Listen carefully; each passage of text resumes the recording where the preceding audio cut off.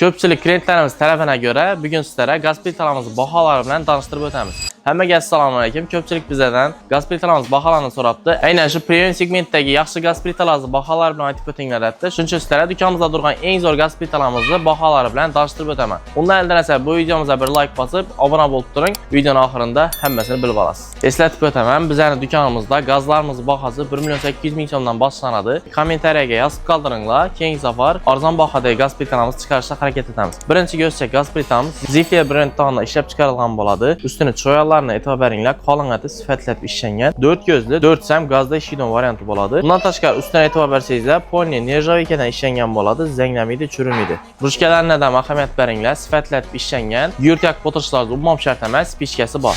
Duxovkasi ham grill uchun moslashgan, mosh yetib ishlangan. Bahosini keladigan bo'lsak, obunachilarimiz uchun 3.250.000 so'mdan qilib beramiz.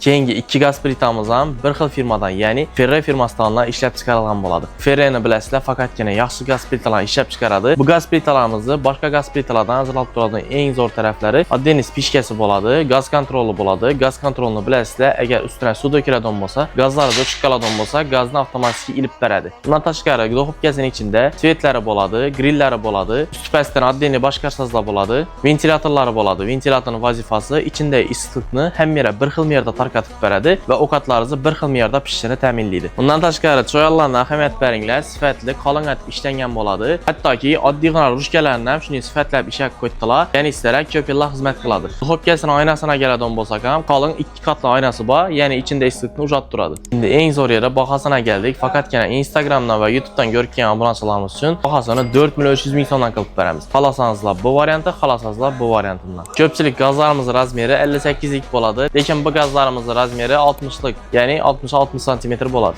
4 ko'zli gaz plitalardan zerikkan mijozlarimiz uchun kattaroq razmeridan kerak desangizlar, sizlarga 5 ko'zli gaz plitamizni ko'rsatib o'tacakman. Ko'rib turganlaringizdek, agar uyingizga mehmon keladigan bo'lsam, 5 ko'zini bir yoqib, xil ovqatlarni pishirsangiz bo'ladi. Choyallardan ham ahamiyat bersangizlar, 4 ko'zlilarga qaraganda sifatliroq, qalinroq etib ishlangan. Bundan tashqari ruchkalarni ham ko'ringlar, sifatlab ishlangan bo'ladi. Ichida gaz kontrollari bor, spichkasi bo'ladi. Yugurt o'tirishlaringiz umuman shart emas. Duxovkasini ham bir dona knopkada boshqarsangiz bo'ladi. Ichida hamma jihozlari bilan chiqadi. Duxovkasi razmeriga keladigan bo'lsak, 90 lik razmer bo'ladi. Osti-ustini oddiy etib yoqib ishlataverasizlar. Bu gaz plitani olgandan keyin oddiy duxovka olib o'tirishlaringiz shart emas. Nechun desa, hamma ishlaringizni bir dona gaz plitani o'zida bitirsangiz bo'ladi. Eng zo'r yeri bahosina keldik. Bahosini sizlar uchun 5.300.000 so'mdan qo'yganmiz. Bizda gaz plitalarimizni assortimenti ko'p, xohlagan turidan topsangiz bo'ladi. O'zingizlarga nechta gaz plita kerak? Qimmatimi yo bo'lmasa arzonimi? Kommentariyada fikrlaringizni yozib keting. Shunga qarab keyingi safar boshqa gaz plitalarimizdan baholari bilan chiqarib beramiz. Agar video sizlarga foydali bo'lgan bo'lsa, bir like bosib, bizlarga obuna bo'lib qo'yishdan chiqmasin. Har xil maishiy texnikalarni eng arzon baholarda qo'yib beramiz.